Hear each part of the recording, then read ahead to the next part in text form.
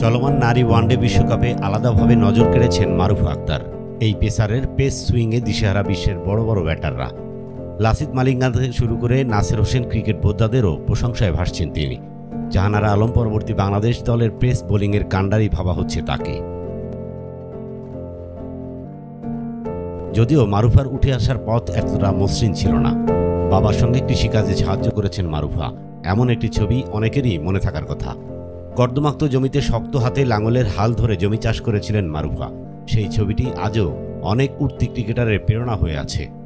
চরম দারিদ্র্য ও সমাজের কটুকথা অবজ্ঞা পেছনে ফেলে আজ বিশ্বমঞ্চে লাল সবুজের প্রতিনিধিত্ব করছেন মারুফা। সম্প্রতি আইসিসিকে দেওয়া এক সাক্ষাৎকারে নিজের সংগ্রামের গল্প বলতে গিয়ে আবেগতাড়িত হয়ে পড়েন এই পেসার। এ সময় চোখের পানি আটকাতে পারেননি তিনি।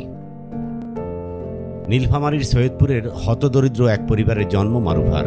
6 সদস্যের পরিবারে অভাব ছিল নিত্যসঙ্গী। নিজেদের জমি না থাকায় অন্যের জমিতে বর্গা চাষ করতেন মারুফার বাবা। বাবার কাজে সাহায্য করতেন মারুফাও। আর্থিক দুর্দশার কারণে ভালো জামাকাপড় গায়ে জড়াতে পারতেন না, যে কারণে সামাজিক কোনো অনুষ্ঠানে আত্মীয়রা তেমন ডাকতেনও না তাদের। সেই কষ্টের কথা বলতে গিয়ে মারুফা বলেন, কোথাও যদি বিয়ে বা কোনো কিছুর অনুষ্ঠান হয় তাহলে দাওয়াত দিত না তাদেরকে, বলতো ওদের ড্রেস নেই, ওখানে গেলে আমাদের মান সম্মান থাকবে না, এরকম বলতো অনেকেই। একটা সময় ছিল যখন ঈদেও নতুন জামা কাপড় জুটত না তাদের।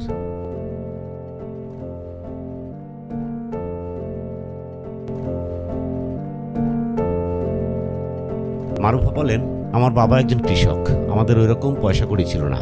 আব্বা যখন বাসায় থাকতো না, বাজারে যেত, তখন মাকে এসে অনেকে অনেক কথা বলতো, অনেকে খারাপ খারাপ কথা বলতো, যেগুলো মেনে নেওয়ার মতো না। আমার মা রুমে গিয়ে কান্না করতো, আমি আবার গিয়ে এক কোনায় কান্না করতাম যে আমার জন্য এত কিছু হচ্ছে।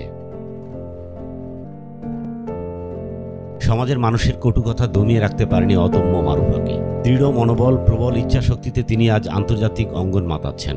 টাইগ্রেস এ পেসার বলেন, আমি ভাবতাম ঠিক আছে, আমি একদিন ভালো কিছু করে দেখাবো।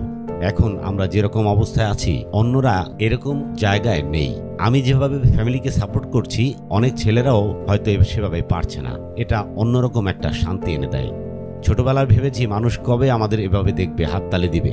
এখন টিভিতে নিজেকে দেখে লজ্জা লাগে।